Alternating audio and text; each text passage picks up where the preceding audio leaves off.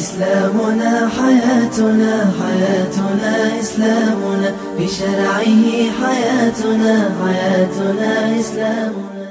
السلام عليكم ورحمة الله وبركاته. الحمد لله والصلاة والسلام على رسول الله وعلى آله وأصحابه ومن والاه. أما بعد، أعوذ بالله من الشيطان الرجيم. بسم الله الرحمن الرحيم.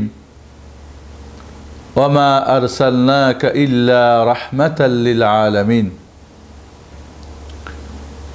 আজকে আমাদের যে আলোচনার বিষয় সেটি হচ্ছে আদাবু মা গায়রিল মুসলিমিন, আদাবুত তাআমুল মা গায়রিল মুসলিমিন, আদাবুত তাআমুল মা গায়রিল মুসলিমিন।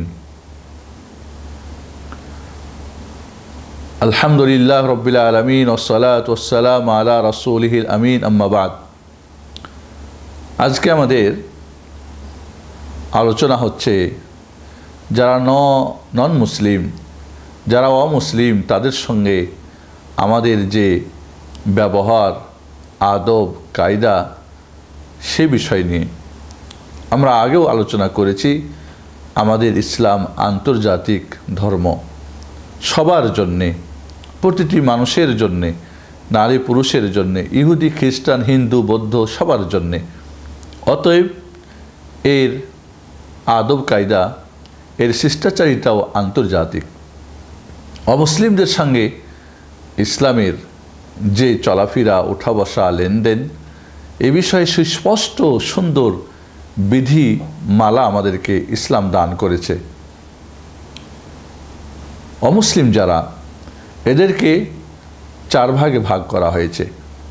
একটা হলো জিম্মি অমুসলিম, যারা মুসলমানদের দেশে কর দিয়ে, ট্যাক্স দিয়ে তারা বসবাস করবে, তাদের ধর্ম তারা পালন করবে, মুসলমানদের বিরুদ্ধে কোনো প্রকার তারা ষড়যন্ত্রে অংশগ্রহণ করবে না, এবং সেক্ষেত্রে মুসলমানদের প্রতি তাদের জানমাল, ধন সম্পদ, পরিবার পরিজন, তাদের সম্মান ইজ্জত, তাদের সম্মান, তাদের বংশবুনিয়াদের সব কিছুর দায়িত্ব মুসলমানদের হেফাজত করা, তাদের নিরাপত্তা দেওয়া, তাদের সব কিছুরই দায়িত্ব নেওয়া মুসলমানদের প্রতি তখন জরুরি হয়ে যাবে। এভাবে যারা মুআহেদ, যে সমস্ত অমুসলিম কিন্তু তাদের সঙ্গে ইসলামী রাষ্ট্রের একটা চুক্তি হয়েছে, তাদের ক্ষেত্রেও একই অবস্থা প্রযোজ্য হবে। এইভাবে মুস্তামিন, যে সমস্ত অমুসলিম পাসপোর্ট নিয়ে, ভিসাধারী বা নিরাপত্তা নিয়ে মুসলমানের দেশে আসবে, যে কোনো প্রয়োজনে তাদেরও সর্বপ্রকার নিরাপত্তা এবং তাদের জানমালের হেফাজতের দায়িত্ব মুসলমানদের প্রতি জরুরি হয়ে যাবে। বাকি থাকলো যারা অমুসলিম, মুসলমানদের সঙ্গে যুদ্ধে যারা যুদ্ধরত, মুসলমানদেরকে যেখানেই পাবে সেখানেই তাদের ক্ষতি সাধন করতে চায়, সেক্ষেত্রে পৃথিবীর কোনো কেউ বলবে না যে কোনো দুশ্মন, কোনো যোদ্ধা যে আপনাকে মারবে তার জন্যে আপনি বসে থাকবেন, বরং তাকেও তখন প্রতিহত করার জন্যে এবং তার প্রতিশোধ নেওয়ার জন্যে অবশ্যই ইসলাম তার ব্যবস্থা দিয়েছে। এজন্য আসুন, অমুসলিমদের আমরা যখন বলতেছি নিরাপত্তা এবং তাদের তাদের হেফাজতের দায়িত্ব মুসলমানদের প্রতি জরুরি হয়ে যাচ্ছে, সেক্ষেত্রে যে সমস্ত মুসলমান কিন্তু ইসলামী রাষ্ট্রের বিরুদ্ধাচরণ করে, তাদের বিদ্রোহ ঘোষণা করে, অথবা যারা রাহাজানি ডাকাতি করে, অথবা যারা খারেজি হয়ে যায়, তারা ফতোয়াবাজি করে মুসলমানদেরকে কাফের ফতোয়া দিয়ে তাদের মাল সম্পদ ইজ্জতকে হালাল করে নেয়, এই ধরনের মুসলমানদের বিরুদ্ধে জিহাদ করা, যুদ্ধ করা অজীব হয়ে যায়। তাহলে একদিক থেকে অমুসলিম যারা নিরাপত্তাধারী, চুক্তিপ্রাপ্ত, যাদের সঙ্গে অঙ্গীকার হয়েছে এবং যারা মুসলমানদের দেশে বসবাস করে কর দিয়ে, তাদেরকে হেফাজত করা, তাদের জানমালের হেফাজত করা জরুরি হয়ে যাচ্ছে। অন্যদিকে মুসলমান কিন্তু তারপরে তারা উল্টো চলেছে, তাই তাদের সঙ্গে যুদ্ধ জরুরি ঘোষণা করা হয়েছে। তাহলে এর দ্বারাই বোঝা যায় ইসলাম একটা ভারসাম্যপূর্ণ একটা দিন, এবং সেখানে অমুসলিমদের সঙ্গে সুন্দর ব্যবহারের আমাদের প্রতি সেটাকে কি করা হয়েছে, জরুরি করে দেওয়া হয়েছে। এজন্যে অমুসলিমদের সঙ্গে ব্যবসা বাণিজ্য যে সমস্ত কাজগুলি আমাদের বৈধ করে দেওয়া হয়েছে, অমুসলিমদের সঙ্গে ব্যবসা করা জায়েজ রয়েছে। কোনো অমুসলিম যদি ইসলামী দেশে এসে ব্যবসা বাণিজ্য করতে চায় সেক্ষেত্রে জায়েজ রয়েছে। একইভাবে কোনো মুসলিম যদি অমুসলিমদের দেশে গিয়ে ব্যবসা করতে চায় সেখানে গিয়ে তাদের কোনো প্রকার ক্ষতি সাধন করা হারাম করে দেওয়া হয়েছে। এভাবে মুসলমানদের মসজিদ সবচেয়ে পবিত্র জায়গা, সেখানে মসজিদুল হারাম, মক্কার মসজিদুল হারাম ছাড়া অন্য অন্য মসজিদে অমুসলিমদেরকে বসতে দেওয়া, প্রবেশ করা, সেখানে ইসলামের কথা শোনা বা কোনো সেখানে আলোচনাতে বসা বা পরামর্শ মুসলমানদের কাছে এসে তাদের কোনো অভিযোগ বা তাদের কোনো সমস্যা থাকলে আসতে পারে। আল্লাহর নবী আলাইহিস সালামের যুগে মসজিদ নববীতে এইভাবে তাদের বসতে দেওয়া হতো। এমনকি নাজরানের যে এরা এসেছিল খ্রিস্টানরা, তারা এসে রাসূলের মসজিদ তাদেরকে বসতে দেওয়া হয়েছিল। এমনকি তাদের নামাজ তারা বাইতুল মাকদেসের দিকে মুখ করে নামাজও পড়েছিল। তাহলে অমুসলিমদেরকে এই ধরনের সুযোগ করে দেওয়া, তাদের সঙ্গে এরকম ভালো ব্যবহার করা, তাদের সঙ্গে কি বলে মুসলমানদের মসজিদে প্রবেশের অনুমতি দেওয়া শরীয়তে জায়েজ রয়েছে মসজিদে হারাম ব্যতীত। এভাবে কোনো কাফেরকে কোনো মুসলমান যদি তার কাজে ভাড়া নেয়, চাকর রাখে, তাকে কাজের ব্যবহার করে, জায়েজ রয়েছে। আমরা জানি যে আল্লাহর নবী আলাইহিস সালাম যখন হিজরত করেছিলেন আবু বকরকে সাথে করে, তখন একজন অমুসলিম কাফেরকে ভাড়া করেছিলেন তাদের রাস্তা দেখাবের জন্যে। আল্লাহর নবী আলাইহিস সালাম সেটা নিঃসন্দেহে জায়েজ না হলে অনুমতি কখনোই দেন নাই। তাহলে বোঝা যাচ্ছে অমুসলিমকে মুসলমান তার কাজে ব্যবহার করতে পারে যদি কোনো প্রকার সে ক্ষতি সাধনের আশঙ্কা না থাকে। এভাবে একজন কাফেরের বাড়িতেও একজন মুসলিম কাজ করতে পারে প্রয়োজনে, তবে সেই কাজটা যেন হালাল কাজ হয় মুসলমানের জন্য, এবং সেটা যেন ইসলাম মুসলমানের ক্ষতির কোনো কাজে তাকে সাহায্য না করে, এমনও শরীয়তে জায়েজ রয়েছে। এভাবে বেচা কিনা করা জায়েজ রয়েছে। আল্লাহর নবী আলাইহিস সালাম যখন মারা যান তখন তার যে বর্ম, লহবর্ম, যুদ্ধ বর্ম, সেটা ইহুদির বাড়িতে বন্ধক রাখা ছিল। আল্লাহর নবী তার কাছ থেকে 30 সা, 1 সা প্রায় 2.5 কেজি পরিমাণ তিনি কি করেছিলেন, জিনিস নিয়েছিলেন এবং এর বিনিময়ে বন্ধক রেখেছিলেন কি, তার লহবর্ম। এইভাবে আল্লাহর নবী আলাইহিস সালাম কাফেরদের সঙ্গে, কাফের থেকে তিনি ছাগল ক্রয় করেছেন। তাহলে বোঝা যাচ্ছে কাফেরদের সঙ্গে বেচাকিনা করা জায়েজ রয়েছে। এইভাবে অমুসলিম যারা, তাদের সঙ্গে আমাদের ইসলামে এই সমস্ত জিনিসগুলিকে জায়েজ করে দেওয়া হয়েছে। এরপরে যেটা হলো যে তাদের সঙ্গে আমাদের লেনদেনের মাঝে, ওঠা বসার মাঝে যে আদবগুলি খেয়াল রাখতে হবে, 1 নম্বর হলো ইনসাফ। ইনসাফ ইসলামে জরুরি করে দেওয়া হয়েছে।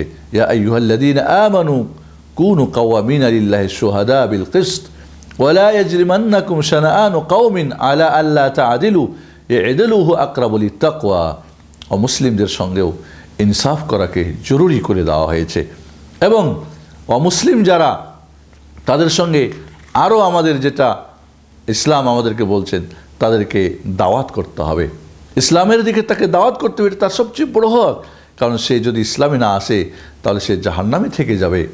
অতএব কোনো মুসলিমকে তার হক আমাদের প্রতি তাকে দাওয়াত করা, ইসলামের দিকে, জান্নাতের পথে, আল্লাহর পথে আহ্বান করা।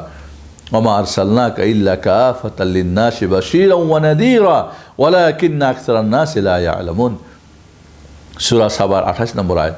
হে রাসূল, আপনাকে সমস্ত মানব জাতির জন্যে রাসূল করে প্রেরণ করেছি, জান্নাতের সুসংবাদদাতা হিসাবে এবং জাহান্নামের ভয় প্রদর্শক হিসাবে।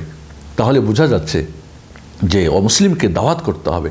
এইভাবে অমুসলিমের সঙ্গে আমাদের ভালো ব্যবহার করতে হবে, তার প্রতি ইহসান করতে হবে। তবে আল্লাহর রাস্তায় তাকে ভালোবাসা যাবে না, তার প্রতি ইহসান করতে হবে, তার প্রতি দয়া করতে হবে, তার প্রতি মায়া করতে, তার প্রতি কি আল্লাহ রব্বুল আলামিন ইহসান করার জন্য আল্লাহ বলছেন। আল্লাহ রব্বুল আলামিন বলছে ইন্নামা লা ইয়ানহাকুমুল্লাহু আনিল্লাযীনা লাম ইউকাতিলুকুম ফিদ-দীন ওয়া লাম ইখরিজুকুম মিন দিয়ারিকুম আন তাবাররুহুম ওয়া তুকসিতু ইলাইহিম। যারা তোমাদের সঙ্গে যুদ্ধ করে না, তোমাদের বের করে দেওয়ার জন্যে কোনো প্রকার কি করে না, তারা তোমাদের ষড়যন্ত্র করে না, তাদের সঙ্গে ভালো ব্যবহার করো, তাদের সঙ্গে ইনসাফ করো। এটা করতে আল্লাহ নিষেধ করেন নাই। অমুসলিমদের সঙ্গে আমাদের সম্পর্ক ছিন্ন রাখতে হবে, ধর্মীয় কোনো সম্পর্ক রাখা যাবে না, তাদেরকে কোনো প্রকার সহযোগিতা করা যাবে না ইসলামের বিরুদ্ধে। ইসলাম অমুসলিমদের সঙ্গে আরও যেটা আমাদের শিক্ষা দেয় সেটা হলো যে অমুসলিম যারা, তাদের আমাদের কী করতে হবে, তাদের সঙ্গে আমাদের কোনো প্রকার সাদৃশ্যতা চলবে না। তাদের খাওয়া দাওয়ায়, চলাফেরায়, পোশাক আদি যেটা তাদের জন্য নির্দিষ্ট, এমন কোনো জিনিসে কি করা যাবে না, সাদৃশ্যতা রাখা যাবে না। আল্লাহ মান তাশাব্বাহা বিকাউমিন ফাহুয়া মিনহুম, যে জাতি যার সঙ্গে কি সাদৃশ্য করে সে তারই অন্তর্ভুক্ত হয়ে যায়। অতএব তাদের কাপড়, তাদের লেবাস, পোশাক, খাওয়া দাওয়া যেটা তাদের জন্য নির্দিষ্ট, এমন কোনো কাজে তাদের সঙ্গে সাদৃশ্য গ্রহণ করা যাবে না। অমুসলিমদেরকে দান খায়রাতও করা যাবে। আসমা রাদিয়াল্লাহু তাআলা আনহার কাছে তার মা এসেছিল, আল্লাহ নবী তাকে সহযোগিতা করতে বলেছিলেন। ওমর তাদেরকে হাদিয়া দেওয়া, গিফট দেওয়া, ওমর ফারুক রাদিয়াল্লাহু তাআলা আনহু তার অমুসলিম আত্মীয়কে তিনি কি করেছিলেন, কাপড় হাদিয়া দিয়েছিলেন। এভাবে অমুসলিমদের সঙ্গে আমাদের ব্যবহারের ক্ষেত্রে যে জিনিসটা খেয়াল রাখতে হবে যে অমুসলিম যারা, তাদের সঙ্গে আমাদের আল্লাহর যদি জিম্মি অমুসলিম হয়, তাদের প্রতি সাধ্যের অতিরিক্ত কিছু চাপিয়ে দেওয়া যাবে না। আল্লাহর নবী আলাইহিস সালাতু ওয়াস সালাম নিষেধ করেছেন। আল্লাহর নবী আলাইহিস সালাতু ওয়াস সালাম বলছেন মান যালামা মুআহিদান, যে মুআহিদ চুক্তিপ্রাপ্ত কাফেরকে জুলুম করবে, আনতাকাসা হাক্কান, তার হক নষ্ট করবে, আও কাল্লাফাহু ফাওকা তাকাতি, তার সাধ্যের অতিরিক্ত কিছু চাপিয়ে দিবে করার জন্যে, আও আখাযা মিনহু শাইয়ান বিগাইরি তিবি নাফসিন, এবং তার মনের বিরুদ্ধে তার কাছ থেকে কিছু নিয়ে নিবে জোরপূর্বক, ফাআনা হাজিজুহু ইয়াউমাল কিয়ামা, আমি সেই মুসলিমের বিরুদ্ধে কিয়ামতের মাঠে ওই অমুসলিম কাফেরের পক্ষ হয়ে আমি কি করব, তার নালিশের জন্য আমি দাঁড়াবো। আবু দাউদ শরীফের সহিহ হাদিস। তাহলে অমুসলিমদের সঙ্গে আল্লাহ রাব্বুল আলামিন নরম ব্যবহার করতে বলছেন। ওয়ালা তুজাদিলু আহলাল কিতাবি ইল্লা বিল্লাতি হিয়া আহসান, যারা আহলে কিতাব, ইহুদি খ্রিস্টান, তাদের সঙ্গে উত্তম পন্থায় তাদের সঙ্গে কী করো, মোনাজারা করো, ডেভিড করো, তাদের সঙ্গে তর্ক বিতর্ক করো।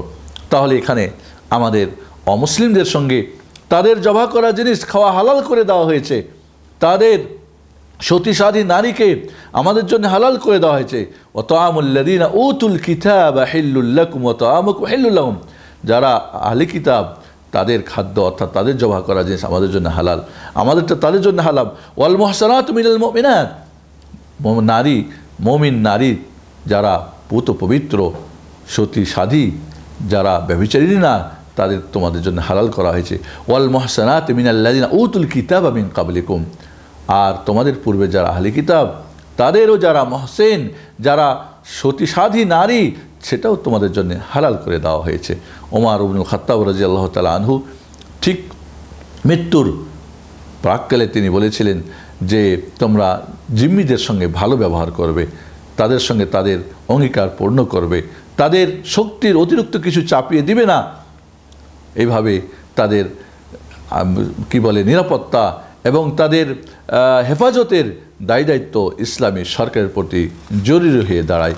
আল্লাহর নবী আলাইহিস সালাতু ওয়াস সালামের থেকে, সাহাবা ইকরামদের থেকে এগুলি আমরা পাই। এই জন্য তাদের সঙ্গে উত্তম চরিত্র, আমাদের উত্তম চরিত্রের মাধ্যমে তাদেরকে মুগ্ধ করতে হবে, তাদেরকে আমাদের মাধ্যমে মুগ্ধ করতে হবে, তাদের প্রতি প্রভাব ফেলার চেষ্টা করতে হবে, তাদের মাধ্যমে আমরা যেন প্রভাব গ্রহণ না করি। তাহলে এইভাবে অমুসলিমদের সঙ্গে আমাদের ইনসাফ, সুন্দর ব্যবহার, তাদেরকে এমনকি জাকাতের একটা ফান্ড তাদেরকে দেওয়া জায়েজ রয়েছে, তাদের ইসলামের দিকে আহ্বান করার জন্যে। তাদের সঙ্গে তাদেরকে জাকাত ছাড়া অন্য অন্য সাধারণ দান এবং তাদের সঙ্গে ভালো ব্যবহার করা জায়েজ করে দেওয়া হয়েছে, করতে বলা হয়েছে। যদি অমুসলিম প্রতিবেশী হয়, আত্মীয় হয়, তাহলে দুইটা তার হক হয়ে যায়, একটা আত্মীয়তার, আর একটা হলো কি সে হলো প্রতিবেশী। একেবারেই যদি তার সঙ্গে কোনো সম্পর্ক না থাকে অমুসলিম, তাহলে সে প্রতিবেশীর হক তাকে দিতে হবে। এভাবে একজন অমুসলিমের সঙ্গে সুন্দর ব্যবহার করে তাকে ইসলামের দিকে সুন্দর করে তাকে ইসলামের দিকে কি করা, প্রভাব বিস্তার করে তার প্রতি ইসলামের সুন্দর অনুপম সেই ভালো চরিত্র দেখে সে ইসলামের দিকে চলে আসবে। এটাই হলো ইসলামের শিক্ষা। ইসলামে কোনো অমুসলিমের সঙ্গে কোনো প্রকার খেয়ানত করা যাবে না, গাদ্দারি করা যাবে না, তাদের সঙ্গে সর্ব অবস্থায় কোনো ওয়াদা করলে সেটা পূর্ণ করার চেষ্টা করতে হবে। ইসলামে যারা অমুসলিম মহারেব যুদ্ধে যারা লিপ্ত, তাদেরও যুদ্ধের সময় তাদের কোনো নারীকে, কোনো বাচ্চাকে, কোনো বুড়োকে যারা কি বলে তাদের ধর্ম কি বলে ধর্ম বা গির্জায় বা তাদের ধর্ম যেখানে চর্চা করে সেখানে তাদেরকে হত্যা করা যাবে না, এইভাবে নিষেধ করে দেওয়া হয়েছে। তাহলে আমরা এখানে বুঝতে পারলাম যে ইসলাম কি সুন্দর একটা ধর্ম, যেখানে অমুসলিমদের সঙ্গে এত সুন্দর ব্যবহারের এক কাজ আমাদের প্রতি জরুরি করে দিয়েছে। আসুন তাহলে আমরা আমাদের সুন্দর ইসলামকে সুন্দর ব্যবহারের মাধ্যমে, এর সুন্দর আচার এবং অনুষ্ঠানের মাধ্যমে, আদব কায়দার মাধ্যমে অমুসলিমদেরকে প্রভাবিত করে ইসলামের দিকে দাওয়াত করে তাদেরকে আমরা মুগ্ধ করি। আল্লাহ রাব্বুল আলামিন আমাদের এই সুন্দর আন্তর্জাতিক ইসলামকে সব জাতির কাছে পৌঁছানোর তৌফিক দান করুন। আমিন।